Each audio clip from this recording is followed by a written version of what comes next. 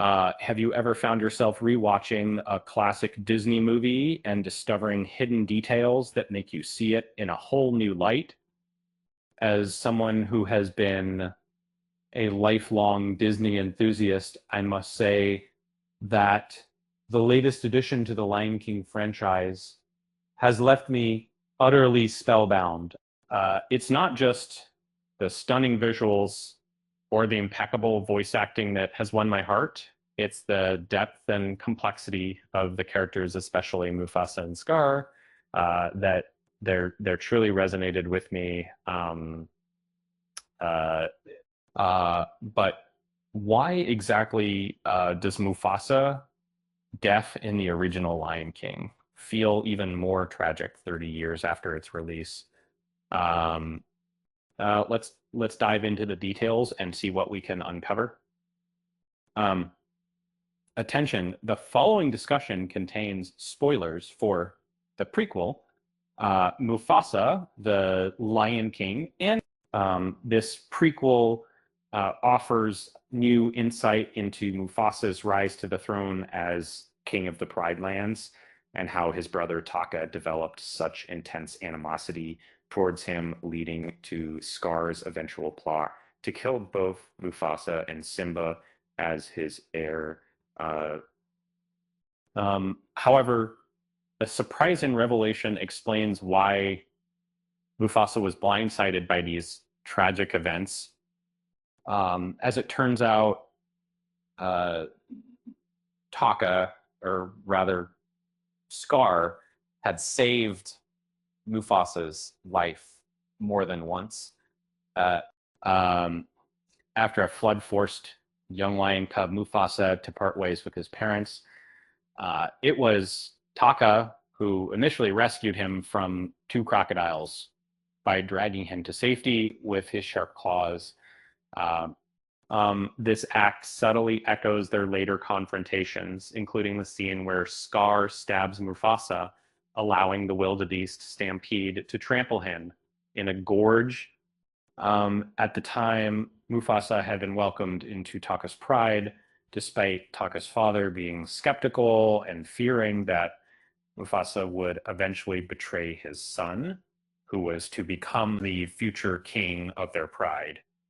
And in Mufasa the Lion King, we eventually learn that a band of unusual white lion strangers, led by their ruler, Kiros, annihilated Taka and Mufasa's pride and pursued two survivors. Later, Mufasa and Taka trekked to the legendary realm called Milele, also known as the Pride Lands, where they encountered Rafiki, Sarabi, and Zazu. During their struggle against the strangers, Sarabi preferred Mufasa over Taka, who perceived this as an act of disloyalty.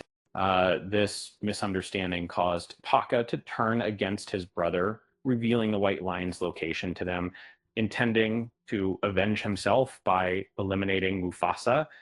And so, despite the treacherous betrayal, that Taka's sense of duty to his brother proved strong enough to make him save Mufasa a second time by clawing his way to rescue Mufasa following Mufasa's victory over Kiros and earning his distinctive scar along the way. It seemed this action echoes how Taka had saved Mufasa when they were cubs, only for him to betray Mufasa later in The Lion King. Despite this, Taka's grudge resurfaces once the animals of the Pride Lands elect Mufasa as their king. Mufasa then had to discipline his brother by giving him the name Scar, a constant symbol of his disgrace.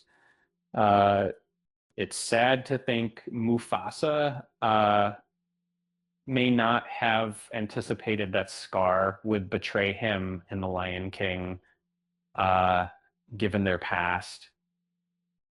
Time and time again, these two brothers had saved each other's lives during their history, with Mufasa being rescued by Scar on more than one occasion.